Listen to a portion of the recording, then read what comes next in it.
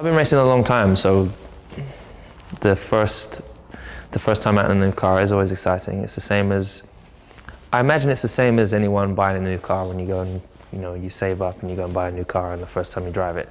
That excitement is the same as when I get to go in my Formula 1 car, except it's even a lot more fun.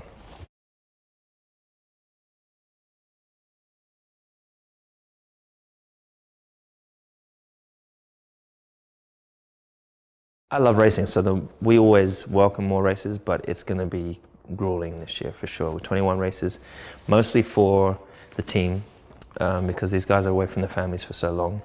The car's going to have to go the further distance. There's more points available, so the championship's going to be mentally even more challenging than it has in the past. And yeah, but I love driving new tracks. I love going and seeing new places. I've never been to Azerbaijan, so I'm super excited to go there.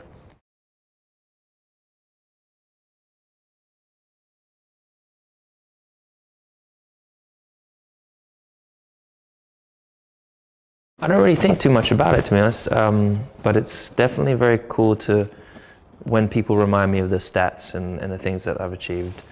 It's crazy to think that, I still remember, I was just watching a clip the other day of me karting in Kent somewhere in the UK, and it's just crazy to think, talking the days of, one day I'm going to be in Formula 1, if I get there, this is what I'm going to do, and, wouldn't it be cool if I get to drive for McLaren? Wouldn't it be cool if I get to win the World Championship? And to think that I am where I am today, yeah, I'm living the dream, and hopefully living the dream for lots of older people and younger people who want to do this, and there's only 22 of us to do it.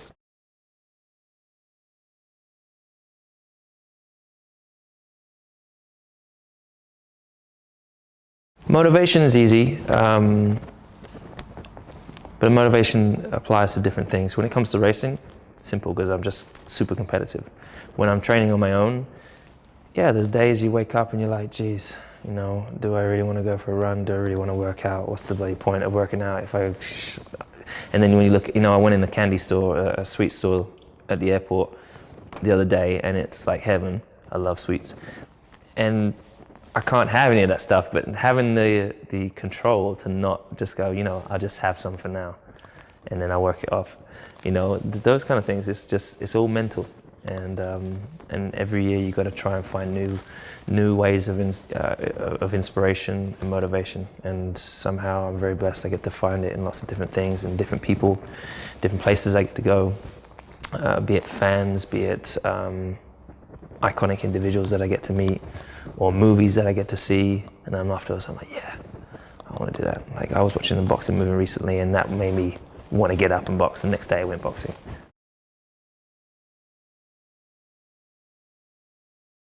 Of course, I love winning, and that is always the goal, but it'd been such a successful year. You can't win them all. So that was kind of my feeling at the end of the year. Also, my attention kind of was elsewhere.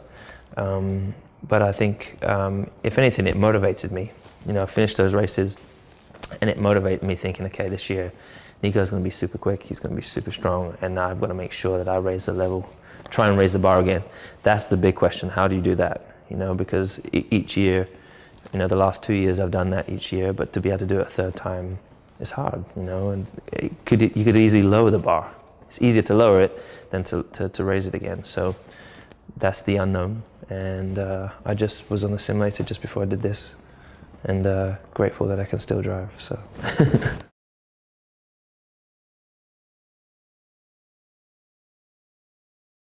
At the end of the year, I don't really know. It's difficult to pick out 3 words, but if people are looking back at the season or using 3 words to describe my year, it should say Driver's World Champion.